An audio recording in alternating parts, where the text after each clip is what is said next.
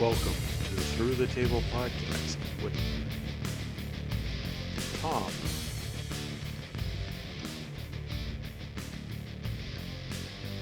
Rick,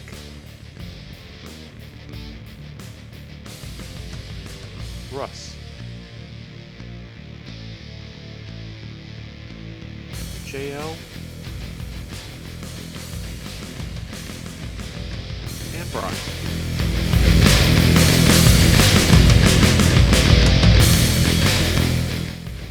Say maybe go with the positives and negatives first. That works. I'll piggyback since I don't really have any. So I actually had two. I did like a positive and negative for double or nothing from last week, and then I also did like a positive and negative for like just general stuff. Right, go for it. So I have to say my first. The positive for double or negative, double or nothing would be. I just thought it was awesome to have fans back in the crowd. Like it was just super hot all night. Yep. I think it's just been missed for so long that that whole crowd was just on fire. Those 5,000 people sounded like 20,000. Oh, yeah, you could definitely tell they were ready to go. I'll piggyback off that one, and I had the same thing, but basically any little screw-up or negative part of the match, you really didn't notice as much because the crowd was so into it that even if there was a little screw-up in the match, it didn't really mean much. Where there was no crowd, it was kind of like, ooh, you just would kind of linger on it.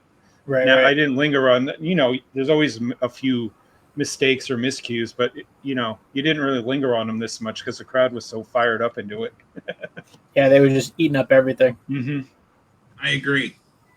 I thought that that crowd was so amazing last week. They could have been nothing in the ring and they were just cheering like crazy.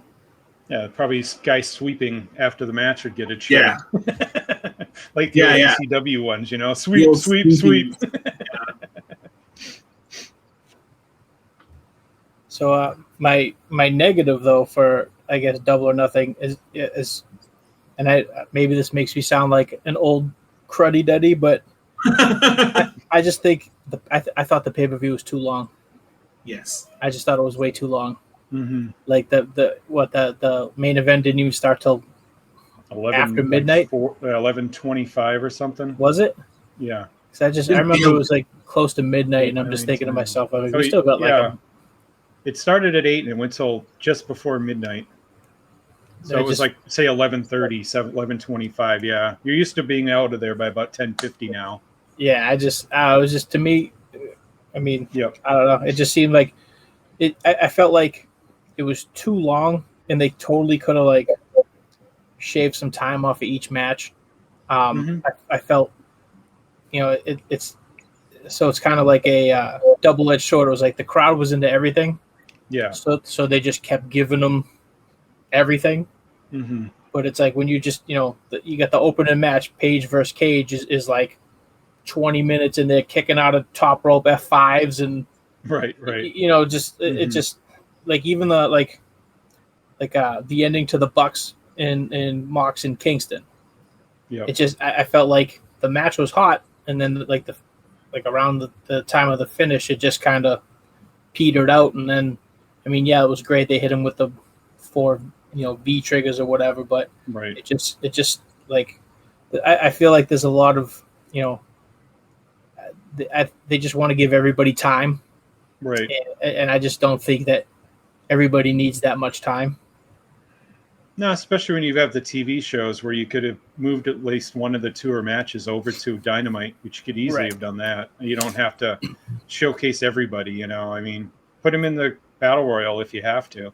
Right. Like you could have easily had Page, like Adam Page and Brian Cage main event Friday's Dynamite.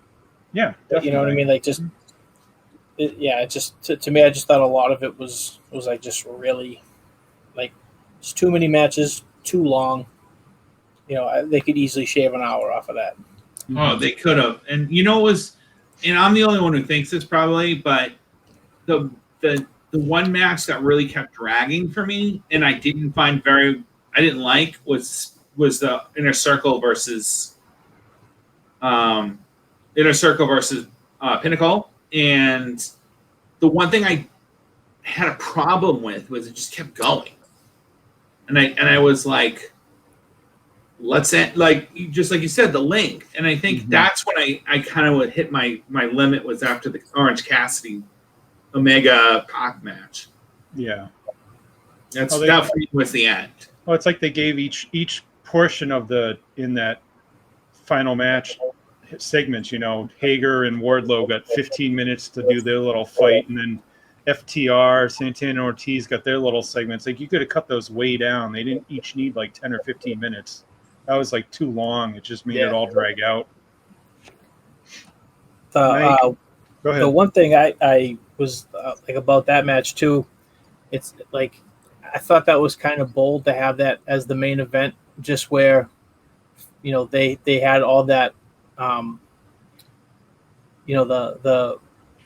the feedback from the last pay-per-view, or the Blood and Guts rather, when it was just everybody paid to see a show, and then they had to watch everything on a screen until Blood and Guts. It's just like fast forward, you have this pay-per-view, everybody's red hot, and then the last match, you just all right, everybody watch the screen. Yeah, I think that's why they came back to the ring at the end there and did the 2 segments there in front of the crowd, because you couldn't do the whole match, without it. People would be kind of right. Yeah, you can't have Omega, Pac, and Cassidy main event because it was kind of, you knew who was going to win. Right, that could just kind of give you a flat end there, kind of like, oh, that's the end, Right. Especially with the finish that they came up with, is kind of like that would have really been Right. Yeah, that's what I was going to say. The finish, it was a good match. I didn't even mind the finish, but in front. No, I don't mind the finish, but say finishing that on a pay-per-view, the last thing you remember, that would just. Right. Yeah. Far the days removed from having DQ finishes at main event matches. Mm-hmm. And the negative I had was how they put the card together, where basically mine was Baker and Sheeta had their match, and it was kind of after a whole bunch of really hot stuff happened that the match kind of dragged, and they didn't. I don't know. It almost seemed like they didn't gel at all, even though they've had matches before. And it's supposed to be Britt Baker's big breakout. She's the champion, and it was just really flat match in my mind. It was there. It wasn't horrible, but it was like missing something. Like kind of like the crowd needed a break. They weren't into it as much as they should have been. Right. My thing with that match was it just seemed like you made Britt look like this indestructible. Like she just, that last 10 minutes, she was kicking out of everything, and then you have her cheat to win. It just, to me, it was just it's like, I get false finishes and that's cool, but when there's just so many of them, and like you said, the match just kind of dragged, and it just seemed like that was one, especially where it's like it seemed like they wanted to give it time just to give it time, where it should have been just, if they cut half of it out, it would have just worked so much better. Make it 8 minutes, not 16 minutes. Right. They could, as you said, they could have done it all over the place. But it's almost like, well, we've got 4 hours of time to fill. Everyone gets their time. Right. Yeah, they could easily shave. Each match could have at least lost 5 minutes, and they still would have been amazing. Oh, for sure. Yeah. And I never thought I would say this, but one of the best matches of the night was the opener on the pre-show, which was Rio versus Sandra Dean. That was so good. Mm-hmm. Yeah, that was a really good one. Women's Championship. The only problem they had was the sun was shining in their eyes for the match, and they had a couple of mess ups. But yeah, but that's you can't do anything about the sun. Right. Yeah, but for a pre-show match, it was like WWE's pre-show matches would be like 10 minutes, but nothing would happen. They would just stand there. Right. It's kind of crazy, like the fact that Serena Deeb's been around as long as she has, and it's like it's almost like she's we're just discovering her now. Yep. And it's like, could she go like that back when she was bald in WWE? I feel like the WWE totally missed the boat on her. Oh yeah, she did Well, that. she was a trainer, wasn't she, in the WWE? Yeah, after That's right. she was a trainer in NXT. Yep. Mm-hmm. But And then why? what? She just left to start working. Because they brought in so was it God, I can't The one remember who her was name. part of the King of Right. Wrestling. The one with Honor. Cesaro's like girlfriend there. Oh, I can't Sarah Del remember her Rey. name. Yes, she took over Oh, okay. in her role, and they released her. She was one of the releases right after they brought her in. She's now the head NXT women's trainer down there. Yeah. So it's like, oh, well, we found someone that's better. It's like, well, not really. I mean, Sarah Del Rey is great, but like Yes. I had no idea Serena Deeb was that like just. I'm wondering. I mean, I know she's been around for a long time. I wonder if that almost being a trainer really helped her see how to do it better. You know, on her own way, because it's totally different than what you've seen. And she's in her like late 30s now. It's like almost, damn, what could happen 10 years ago? Right. Someone gave her a break at that point. Because with CM Punk, she was almost like just a follower. It wasn't like they really gave her matches or anything like that. Right. They never do anything. Mm-hmm. Exactly. Yeah, it's like they didn't give her a chance to just see if she could even just go. No, not at all. Not at all. But it's the usual brass ring in the WWE. It doesn't really mean anything. And then my positive and negative for the week in general was it's basically the same portion of it is that WWE releases where they keep releasing talent, which is my negative. They released everybody, but then my positive is now these guys that have been released are now going to get a chance somewhere else to show that they shouldn't have been released. So I had a negative and a positive out of both of it. Can you believe Braun Strowman? Like, who on this planet would have picked Braun Strowman to be released? Not the way Vince loved him. You figure he would be locked and all set. Like I was reading a thing about him though. Like I guess one of the things about his like he was making $1 million a year. Yep. So I could see that just him I wouldn't be surprised if he came back, probably signed something a little like lower or something at some point. I just really can't see they built him from the ground up pretty much. Yeah. Just to let him go just seems kind of weird. But I mean, to save $1 million a year, I could totally see that decision.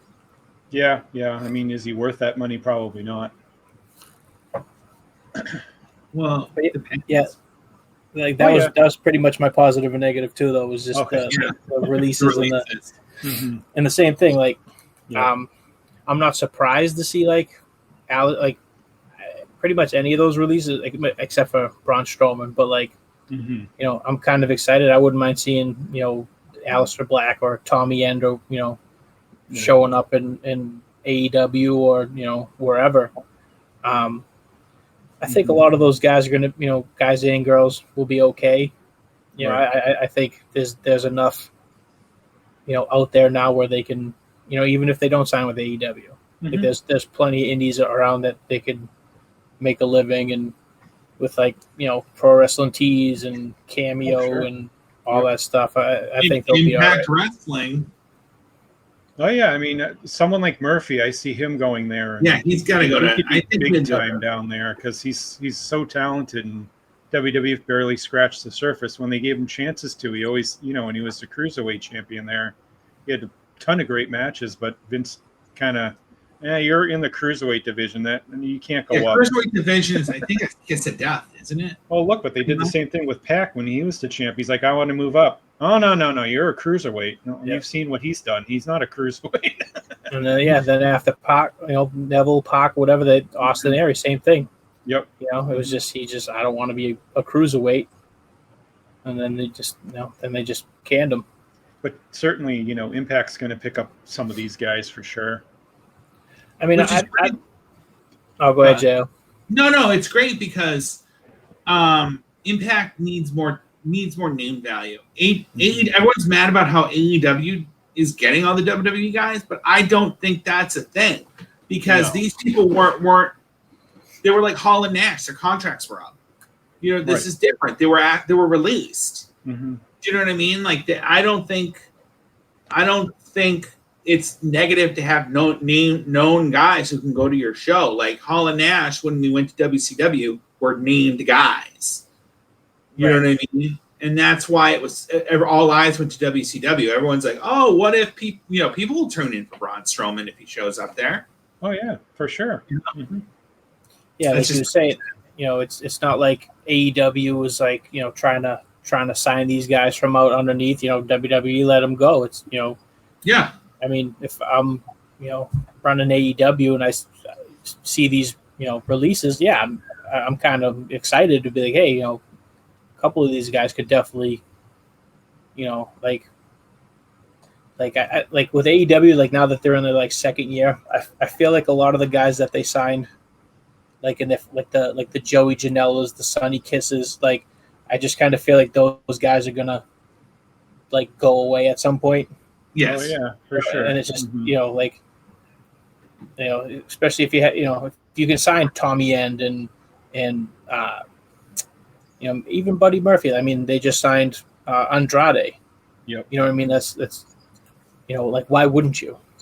You know what I mean? Like people get people get all upset. Oh, it's AEW is just WCW. They're just taking all the WWE guys. It's like, well, I mean, I'm not gonna not sign Tommy End or Andrade because they were ex WWE guys. Right, exactly. Why would you be like, oh no, he's a WWE guy, we can't sign him? Who cares where he's from? They don't. Right. It shouldn't matter. They need to make you're talented. You're talented, and you should go somewhere. Exactly. Who cares where you were at? And remember, they were saying that about Impact when they were trying to compete with WWE. Remember that they would have Booker T, they would have Kevin Nash, they would have Hulk Hogan, and people complained about the same thing there. And then they left.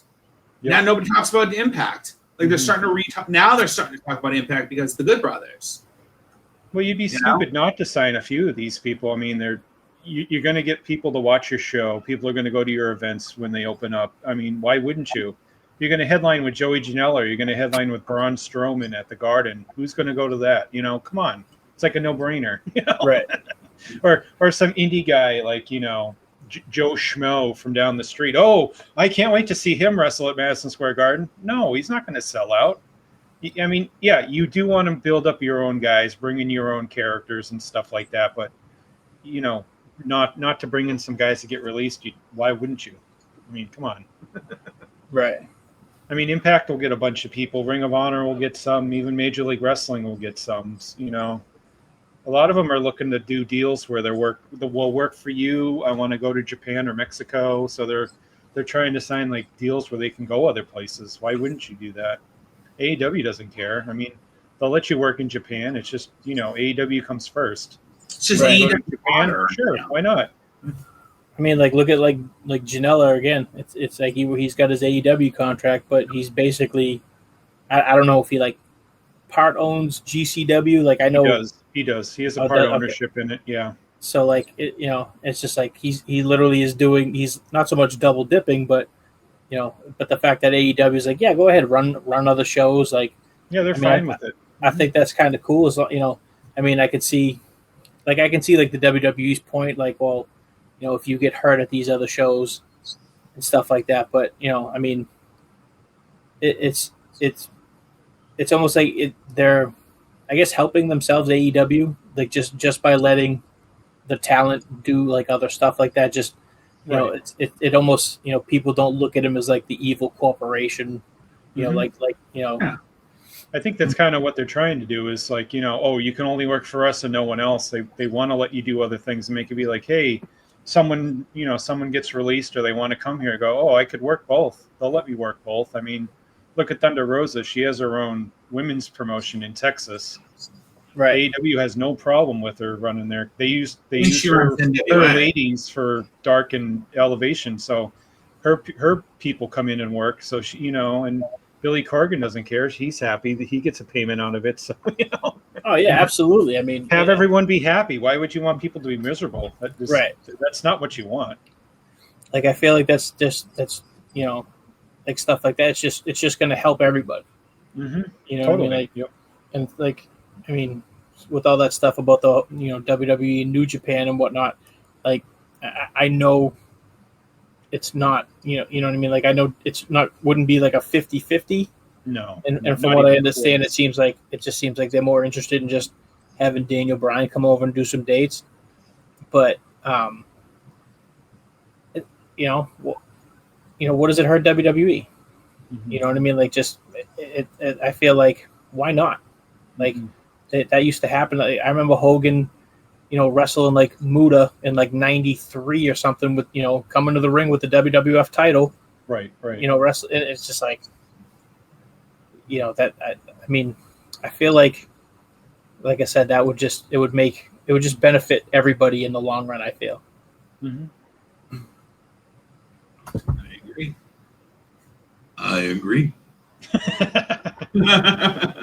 So we should go off of that, and with all these WWE releases coming up, what is your speculation on what the whole thing's going along? I mean, it seems like what everybody's kind of saying. It looks like they're getting ready to maybe sell or something. I just, I'm not like a business major by any means, but it's just like, selling the WWE network when that it was, I guess, perfect. You know what I mean? It wasn't broke. Why fix it?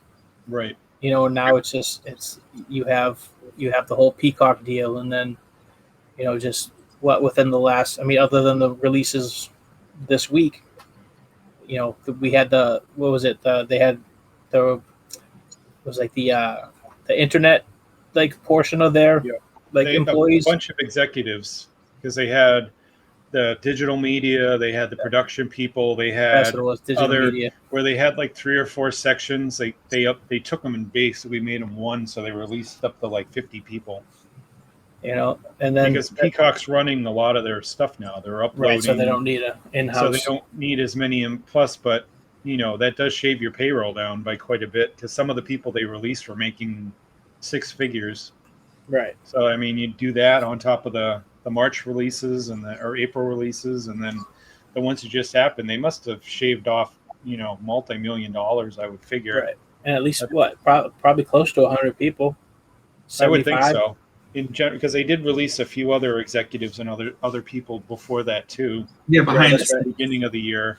So there's been a lot of people losing their jobs there. I mean, and they brought in that other Khan guy, Nick Khan, Right. to like basically take over as president and all that stuff. And And he just bought like a house, like an $8 million house or something in Mhm. California. So that's kind of like strange too, because I Yep. mean, if he's supposed to be, running day-to-day stuff, I mean, we, Mhm. as long as I've been a fan, Vince, it's just, you guys come to Connecticut, you come to me. Yeah. You don't go to California, Right. So Yeah, it's just kind of, Titans in Connecticut, yeah. Mhm. Titan Tower. So like Eric, like Eric Bischoff, dude had to move from Wyoming or wherever Right. he's from to Connecticut, Yep. only to get fired 3 months later. Have to move all the Yeah. crap back to Wyoming. Crazy. So it's just something big's going down. It's not necessarily going to happen, say, in a week, 2 months, 3 months. It could be a year down the line, but they're definitely making their money and assets and everything look better than where it was. And that usually means you're trying to sell. yeah, you're making it look nice to somebody. Supposedly, when NBC was going after to get them for that deal where they put them on Peacock, they actually offered to buy the whole thing from them for like about $5 billion. So, I mean, Vince said no at that point, but he might have been like, $5 billion and I can retire. Huh. Right. If you want to retire, I don't know. He's what? I think He's going to be 76 in 2 months. I don't know how much longer he can go. I don't know either, but he's still in the trailer with the rest I of the realize he's there at every show. Everything goes through him, but it's like he's 76. He's not 46. So, yeah. I mean, how much longer can he go? I mean, you I figure don't know. he's got to be worn out, because, as they say, if he's awake, everyone else is awake. He sleeps for like an hour a day, it seems like. I've heard those stories where he doesn't sleep. He takes a power nap and that's it. Yeah. Everyone else, if he calls you at 4 a.m. and you don't answer, you're in trouble. Yeah, I don't know. I mean, I think something's up. It seems too much stuff's happening for just to be. Oh no, we're just cleaning our books. It's just budget cuts. Using budget cuts for everything just doesn't work after a while. But my thing is how do you claim budget cuts when you've had like almost I believe it's the most profitable year they've had in God knows how long. $900 million profit last year, and somehow they have to cut all this money because they aren't making any. Yeah, it's insane. Yeah, I don't know. And with the 3 TV deal, or the 2 TV deals and the streaming deal, they bring in so much as there.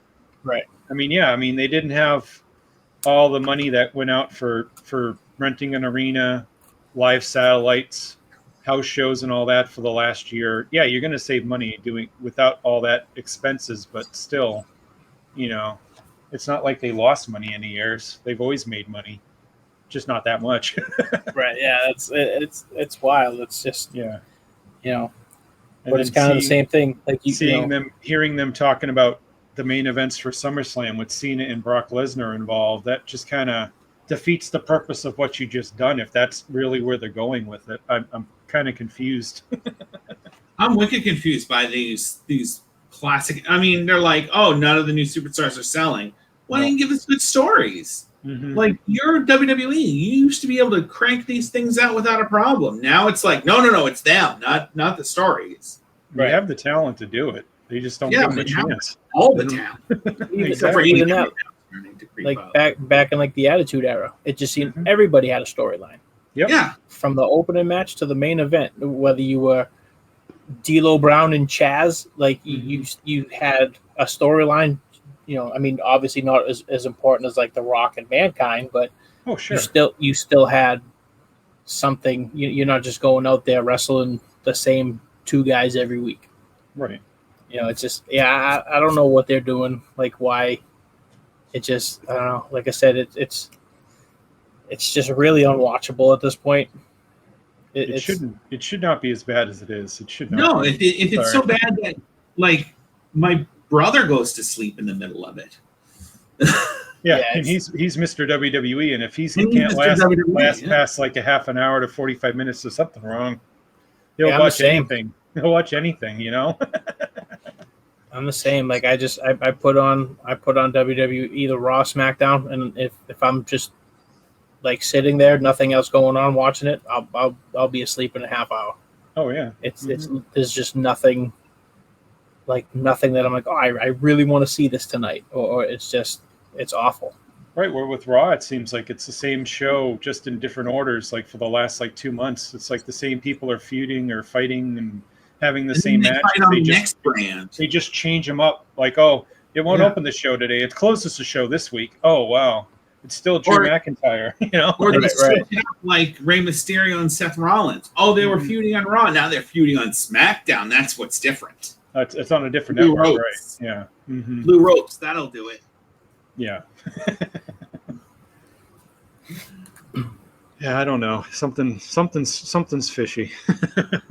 Do you think if he sells it, do you think he's still gonna like be in charge, or do you think like he's gonna have to answer to somebody else? Like how do you think that's gonna work?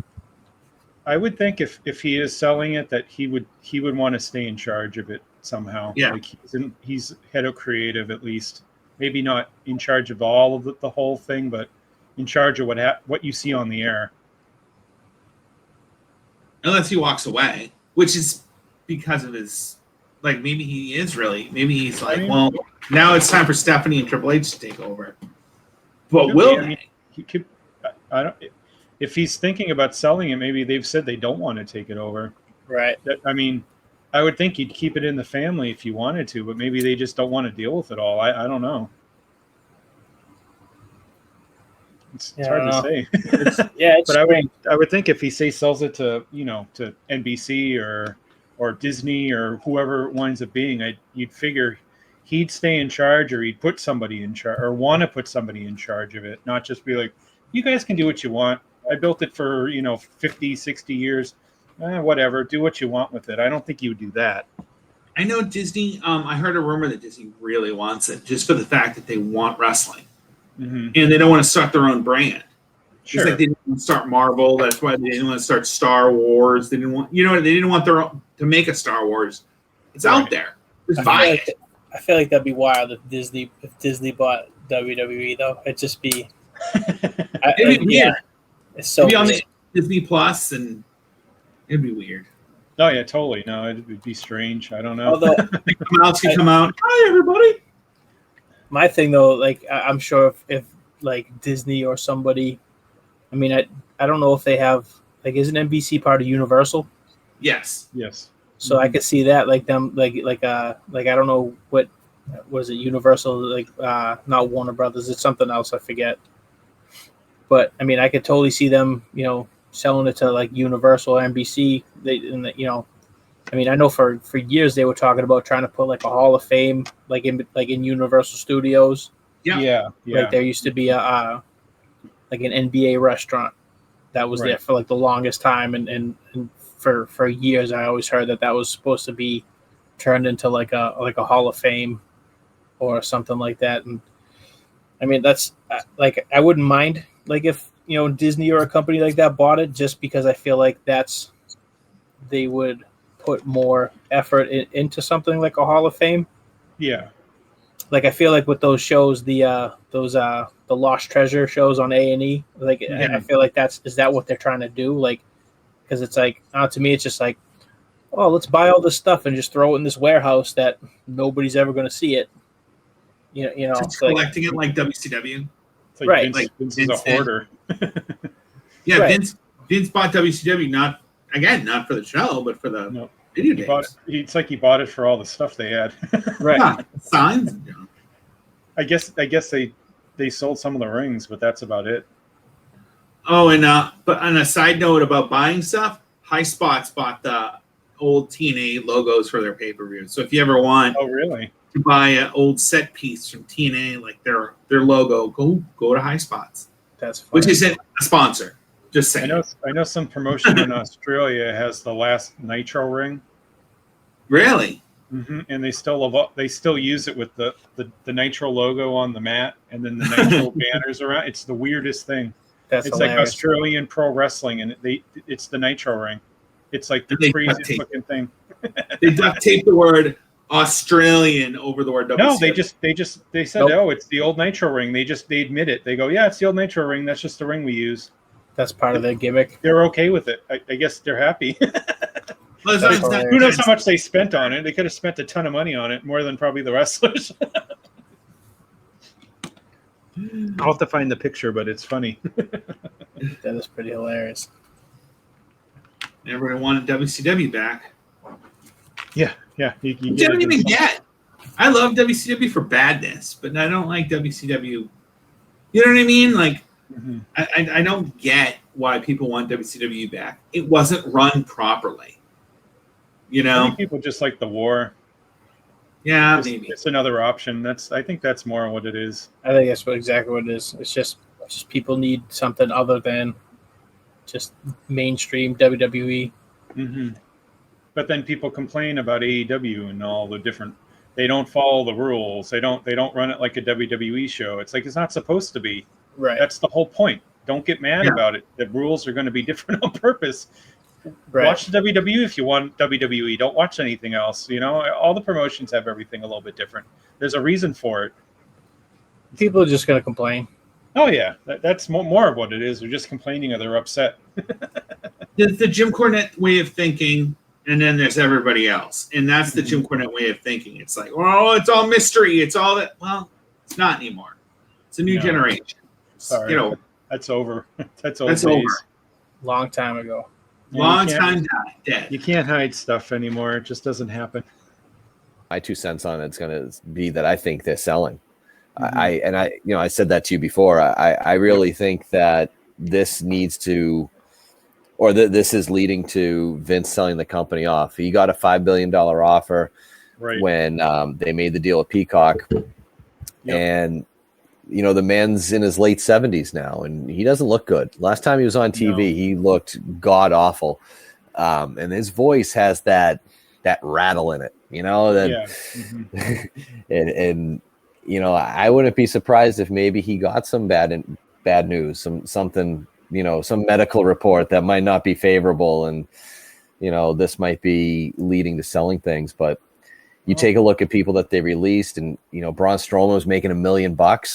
Yep. Well, there's a guy that you can cut. Aleister Black had a decent contract, and they weren't doing anything with him, and I don't think they wanted to push him.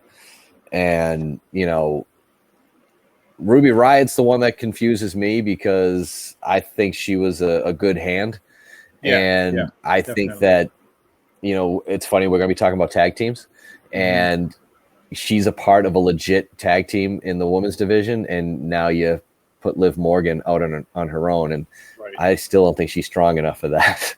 No, and everyone loved Ruby Riot too. You see all the girls going on Twitter and Instagram and everything. They're all like, of everyone you got rid of, like, that one hurt the most. But no, I agree. We were all agreed with. We pretty much figure Vince is getting ready to sell, even if it's not this month, next year. It's at least gearing up for it. Getting your finances in check. You hired that Nick Khan guy, a business guy, not a wrestling guy, to be like your president. It's looking that way. The Khans are ruling wrestling now. I know they're not related, but no. You have the last name of Khan. As I call him, the fake Khan. This is the fake Khan, but he's feeding the other Khan. Yeah, and then they got James Laurinaitis back, who doesn't like anybody. So yep. He just, budget cuts. It's like, yeah, budget cuts, but it's, as you said, Vince is 76 this year. Yep, and he looks terrible. Stephanie, Triple H, Shane, they might be like, I don't want to run the whole thing. What if this whole hidden treasure show, which is entertaining but is probably the fakest thing that they've ever done, and that's saying something.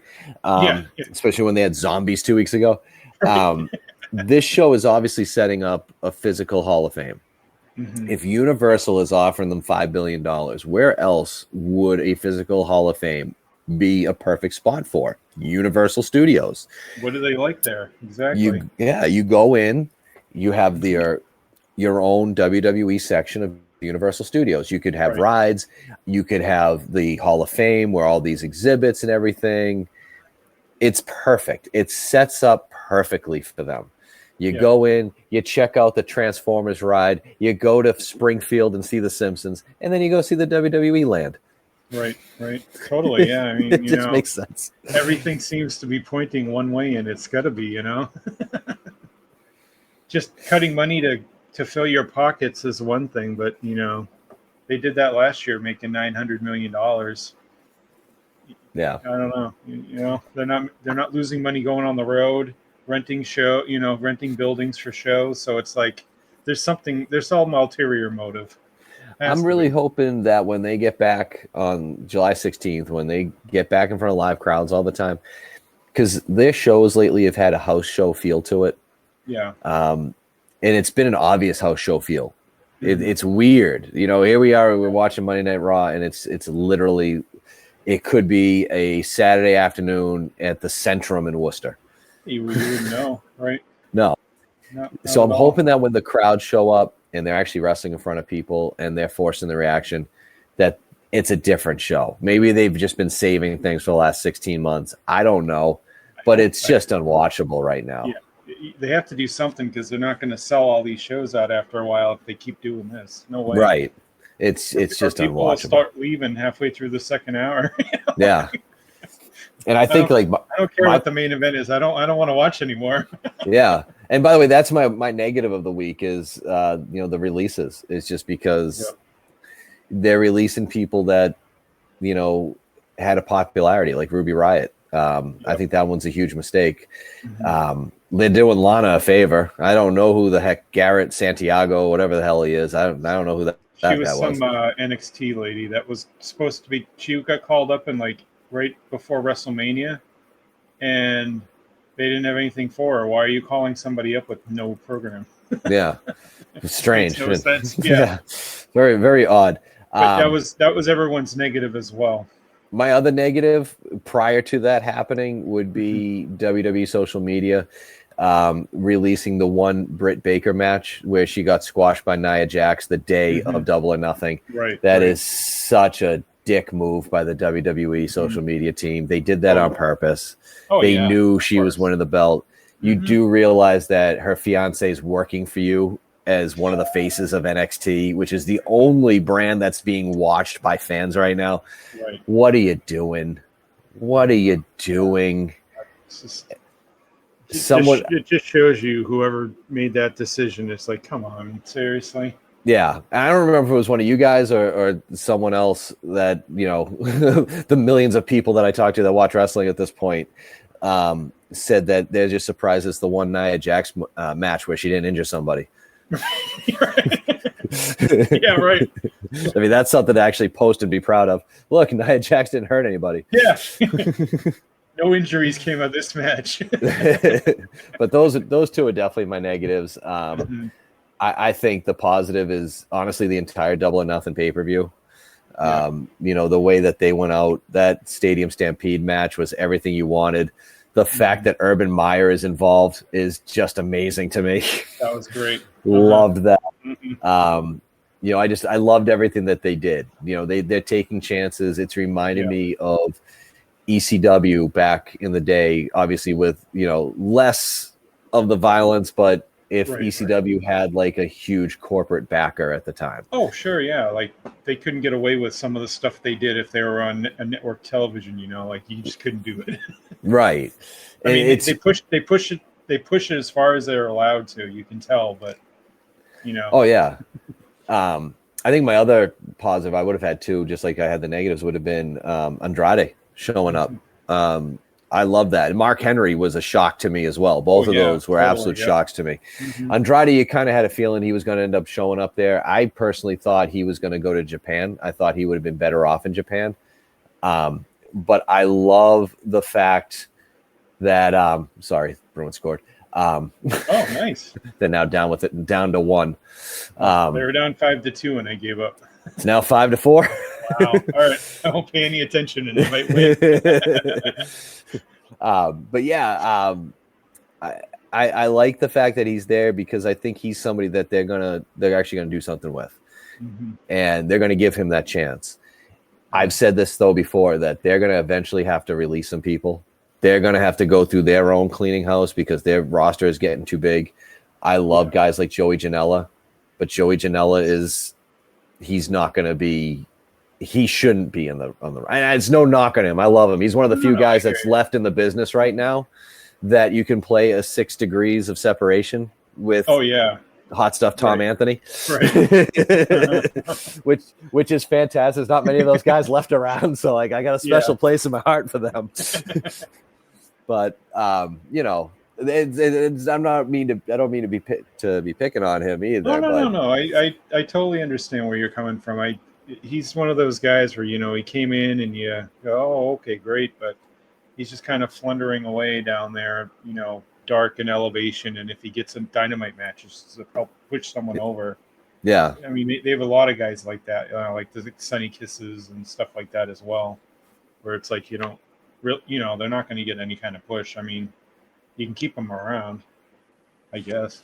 Right. No, you definitely can. Said, there's a ton of guys, especially say, who comes out of the releases, the last 2 releases that they had. If they bring in, say, 2 or 3 people, that's, 2 or 3 more jobs. And it's not like you're bringing in Samoa Joe and he's going to be, he's just going to be a lower tier guy. You're not bringing him in for that. So everyone slows down, You're not going to bring in Strowman for that either. And they'd be dumb not to go after him. No, why wouldn't you? I mean, yeah, just the name alone. I mean, they don't have a lot of huge guys. If you added someone like him, he's 6'6", 300 pounds, just his look and everything.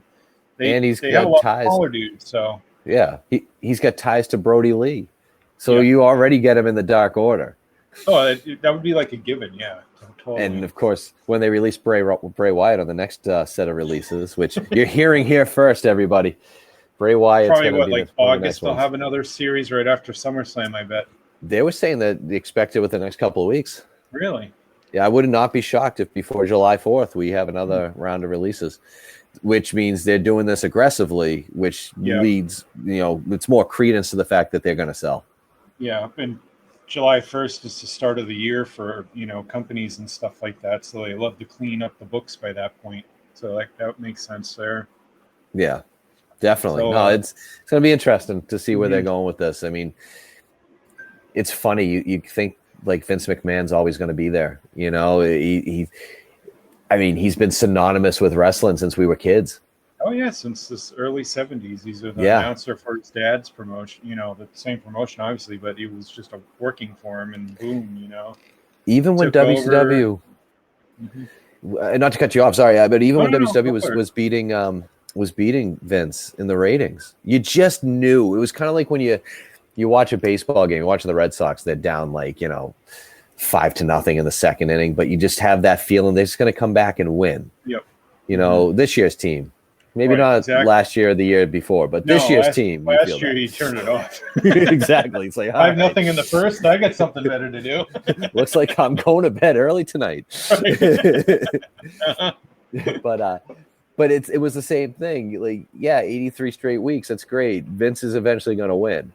Vince's biggest mistake was buying WCW. Oh yeah. Mm-hmm. He should have let someone else buy them, build them back up again, and have that competition. Definitely. That was his biggest mistake because that changed the game for so long. And now there's actual viable competition again. And he doesn't know what to do.